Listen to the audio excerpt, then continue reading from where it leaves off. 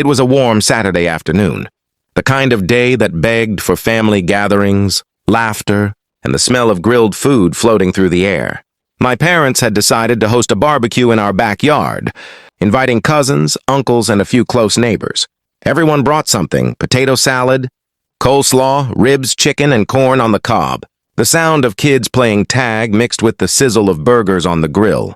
My dad had his favorite old-school music playing softly on the speakers, while my mom arranged the picnic tables with bright red and white checkered cloths. We lived in a neighborhood with a homeowners association, and that meant following certain rules. But to us, having a barbecue in our own backyard was harmless. After all, it wasn't the first time we had done it. People were laughing, cousins were tossing a football, and the aroma of grilled steak was spreading down the block. It was the kind of scene that made you feel grateful to be alive.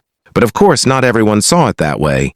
Across the street lived Karen, the self-appointed watchdog of the HOA. She had a reputation for making life miserable. Whether it was nitpicking lawn lengths, complaining about parked cars, or reporting harmless decorations, she always found something to whine about. That afternoon, Karen stepped outside with her arms crossed, glaring at us as if we were committing some kind of crime. Her face tightened with irritation every time someone laughed loudly. She stood there for several minutes before shaking her head and going back inside. We thought maybe she'd let it go, but we were wrong. 20 minutes later, as my uncle flipped chicken wings on the grill, 2 police cars slowly pulled up in front of our house. The flashing lights caught everyone's attention and the music fell silent. Conversation stopped. Kids froze mid-play, staring with wide eyes. My mom looked confused while my dad muttered, "What now?" out of the corner of my eye. I saw Karen standing proudly on her porch, phone in hand, smirking like she had accomplished something major. The officers stepped out, adjusting their belts and looking around. "We got a call about a disturbance," one of them said. My dad approached politely, explaining, "It's just a family barbecue, nothing more."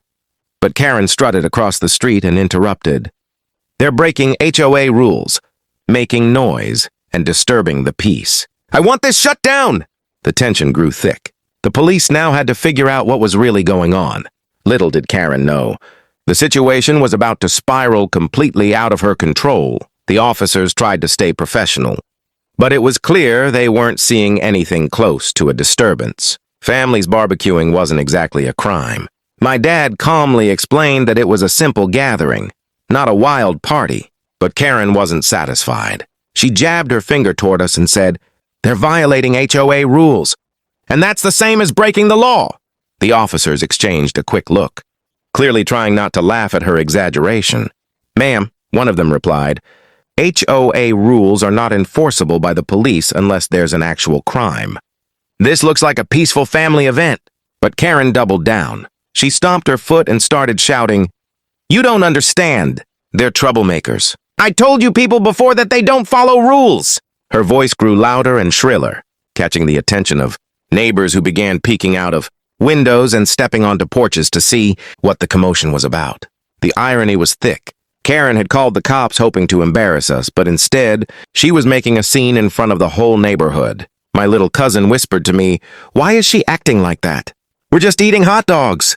Still, the officers tried to calm her down. "Ma'am, please lower your voice. There's nothing illegal happening here." But Karen refused to stop. She accused my dad of grilling illegally, my uncle of being too loud, and even said the kids running in the yard were a public safety hazard. At that point, my mom tried to defuse the situation. "Karen," she said gently, "why don't you come join us? Have a burger, relax." But that only made Karen angrier. She snapped, "I would never eat with people like you." That comment didn't go over well. Some of the neighbors who had come out muttered under their breath. A few shook their heads in disbelief. The officers, now visibly annoyed, gave Karen a warning. "Ma'am, if you keep raising your voice and causing a disturbance, you could face consequences yourself." Instead of listening, Karen shoved her phone in one officer's face, insisting he record her formal complaint. He calmly pushed her hand back, saying, "Ma'am, please respect our space." And then she made the mistake that sealed her fate. Karen reached out and slapped the officer's hand away aggressively, yelling, "You're useless!" The neighborhood gasped. My dad put his hand on his forehead, whispering, "Oh no." The officers immediately exchanged a look, and one of them said firmly, "That's enough, ma'am." "Turn around."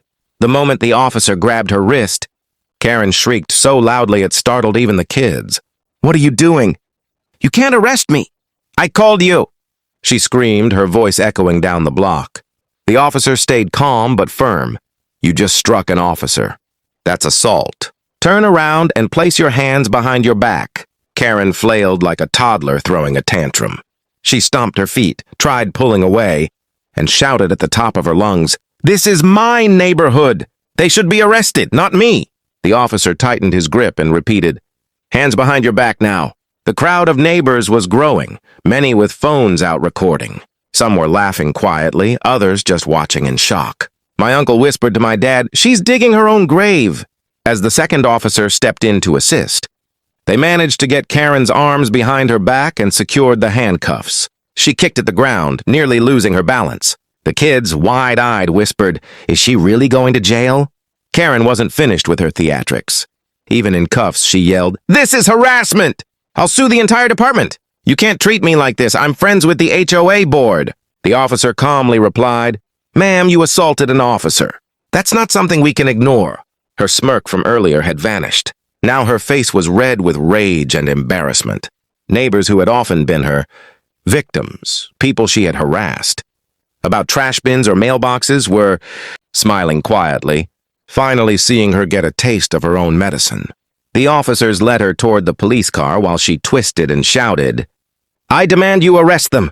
They broke the rules. They're criminals." But her words only sounded more desperate and absurd. As she was placed into the back seat of the squad car, Karen pressed her forehead against the window, muttering something under her breath.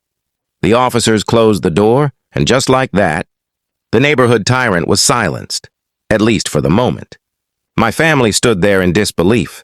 The barbecue had turned into a full-blown spectacle. My dad turned to us and sighed, "Well, anyone hungry? The food's still hot." Everyone burst into laughter, releasing the tension. Even some neighbors crossed the street and joined in, grabbing plates of food.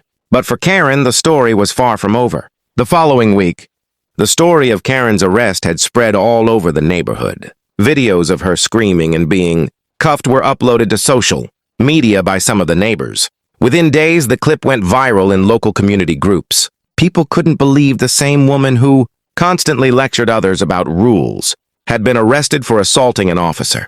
The HOA board called an emergency meeting.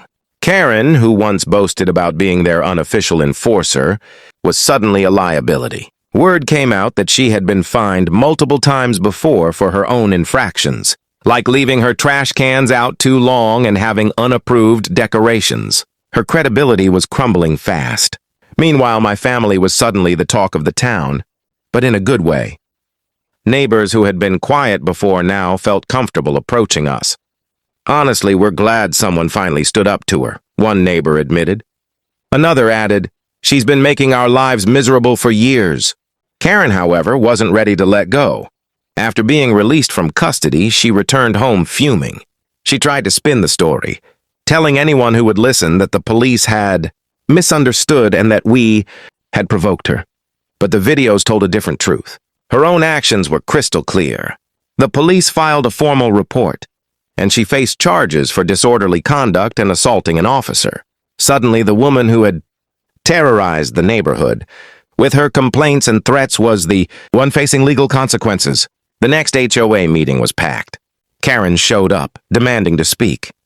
But when she started shouting about conspiracies and corruption, she was escorted out. A few weeks later, she quietly put her house up for sale. Our family barbecue, once interrupted by flashing lights and chaos, became a symbol of community. People started talking about hosting more neighborhood gatherings, free from the shadow of Karen's interference.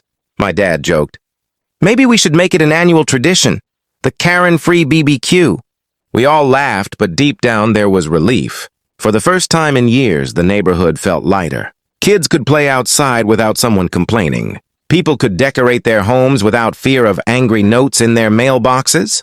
In the end, Karen had tried to ruin our day. But instead, she ruined her own reputation. What was meant to humiliate us only strengthened the bond in our community. And as my mom put it perfectly that evening, Sometimes the truth takes care of itself. You just have to be patient.